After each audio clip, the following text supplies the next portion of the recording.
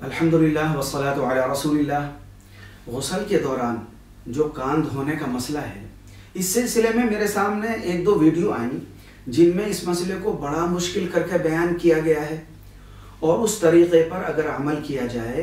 तो कान के पर्दे के अंदर पानी जाने का और तकलीफ़ का अंदेशा है। हालांकि गुस्ल का फ़र्ज़ ये है कि गुस्ल करते वक्त बदन के जिस हिस्से तक आसानी से बग़ैर किसी परेशानी के पानी पहुंच जाता हो उस जगह तक पानी पहुंचाना फ़र्ज़ है, और जिस जगह पानी पहुंचाने में मशक्क़त हो या तकलीफ़ का खौफ हो वहाँ तक पानी पहुंचाना फ़र्ज़ नहीं है। इसलिए कान का वो हिस्सा जो नज़र आता है उस हिस्से तक पानी पहुंचाना ज़रूरी है। कान के सुराख के अंदरूनी हिस्से में पानी पहुंचाने की ज़रूरत नहीं है। इसमें दर्द, तकलीफ और बीमारी का खतरा है। आसान तरीका यह है कि हाथ में ज़रा सा पानी लेकर और उसी की तरफ सर को झुका लिया जाए, आराम से कान में पानी डाल दें और फिर तर उंगलियों के ज़रिए से कान के सुराख में और कान की सिलवटों में घुमा दें उंगलियों को, ताकि कान का दिखाई देने वाला पूरा हिस्सा पानी से भीग जाए।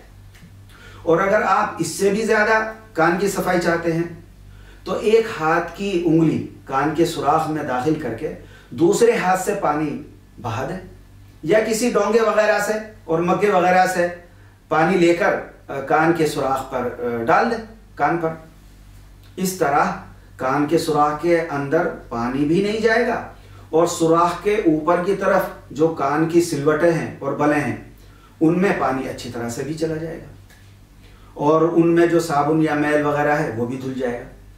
और फिर उसके बाद कान के सुराख को भीगी हुई उंगलियों से, 4 उंगलियां आपके पास है, भीगी हुई उंगलियों के ज़रिए से भिगो दिया जाए और साबुन, मैल वगैरह तर उंगलियों से साफ कर दिया जाए। इस तरह से